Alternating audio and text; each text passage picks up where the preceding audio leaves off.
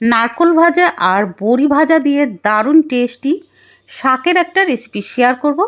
নমস্কার বন্ধুরা, সীমাস কিচেনে আপনাদের সকলকে স্বাগত। আশা করি আপনারা সবাই ভালো আছেন। তাহলে আসুন রেসিপিটা আপনাদের সঙ্গে শেয়ার করছি। আমি সবার আগে চোলাই শাক নিয়েছি। আমাদের এখানে এই শাকটাকে চোলাই শাক বলে। তাই এই শাকটাকে সবার আগে বেছে তারপরে ধুয়ে জল ঝরিয়ে কেটে রেখে দিয়েছি। এবার শুকনো কড়াইতে বড়ি দিয়ে দেবো। বড়িটা একটু নাড়ানোর পরে উপর থেকে তেল স্প্রে করে দেবো। আগে যদি তেল দিয়ে দিতাম তাহলে বড়ি কিন্তু তেলটা একদম করে নিত, শুষে নিত। সেই জন্য আমি খালি কড়াইতে দিয়ে ভেজেছি, তারপর উপর থেকে অল্প তেল প্রেস করে দিয়েছি। এবার ওই কড়াইয়ের মধ্যে সর্ষে তেল দিয়ে দিয়েছি 1 চামচ মতন। এবার দিয়ে দেব আগের থেকে কুচি করে রাখা ফ্রেশ নারকোলটাকে ভাজবো। ভাজতে ভাজতে যখন একটু কালারটা চেঞ্জ হয়ে যাবে তখন তুলে নেব। খুব বেশি কিন্তু ভাজবো না, তাহলে নারকোলের তেতো হয়ে যাবে নারকোলটা। এবার ওই তেলের মধ্যে 5 ফোড়ন আর শুকনো লঙ্কা দিয়েছি।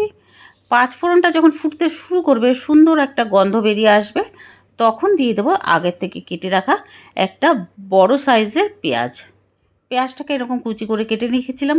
এবার পেঁয়াজটা ভেজে নেব। ভাজতে ভাজতে পেঁয়াজের কালারটা যখন চেঞ্জ হয়ে যাবে তখন শাক দিয়ে দেবো। শাকটা দেওয়ার পরে এবার মিক্স করে নেব। এই শাকটা গরম গরম ভাতের দিনে, ছুটির দিনে অথবা যে কোনো দিন দুপুরে দারুণ লাগবে বন্ধুরা। এবার আমি একদম লো ফ্লেমে 2 মিনিটের জন্য ঢাকনাটা লাগিয়ে দিয়েছিলাম। 2 মিনিট পরে ঢাকনাটা খুলে দিয়ে দেবো একদম কম হলদি পাউডার আর স্বাদ মতন নুন দিয়ে এবার মিক্স করে নেব, ভালো মতন নাড়িয়ে নেব। এবার আবারও ঢাকনাটা লাগিয়ে দেবো লো ফ্লেমে 2 মিনিটের জন্য। 2 মিনিট পরে ঢাকনাটা সরিয়ে দেবো। বন্ধুরা, লো ফ্লেমে এই জন্য লাগিয়েছি যাতে শাকটা ভালো মতন তৈরি হয়ে যায়। আর যদি মিডিয়াম ফ্লেমে করতাম তাহলে নিচ থেকে পুড়ে যেত, ভালো মতন সেদ্ধ হতো না শাকটা। তাই লো ফ্লেমে লাগিয়েছি। এবার কিছুক্ষণ নাড়ানোর পরে ওই ভেজে রাখা বড়ি আর নারকোল ভাজা আর কাঁচা লঙ্কা মাঝখান থেকে চিড়ে দিয়েছি। দিয়ে এবার আবারও ভালো মতন নাড়তে হবে। নাড়ার পরে এবার আবার ঢাকনা লাগিয়ে দেবো 2 মিনিটের জন্য।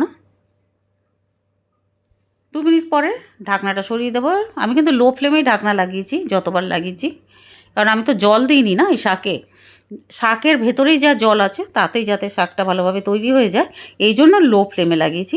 এবার 1 মিনিট পরে ঢাকনাটা সরিয়েছি। সরানোর পরে আবার একটু নেড়ে নিয়ে একটা প্লেটে তুলে নেব। আশা করছি বন্ধুরা ভিডিওটা ভালো লেগেছে। ভালো লাগলে প্লিজ লাইক করে দেবেন, শেয়ার করে দেবেন, আপনাদের ফ্যামিলি ফ্রেন্ডসদের সঙ্গে সাবস্ক্রাইব করে এইরকমই পাশে থাকবেন।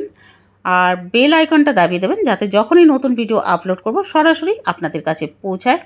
আপনারা ভালো থাকুন, সুস্থ থাকুন, এই কামনা করে ভিডিওটা এখানে শেষ করছি। ধন্যবাদ পাশে থাকার জন্য।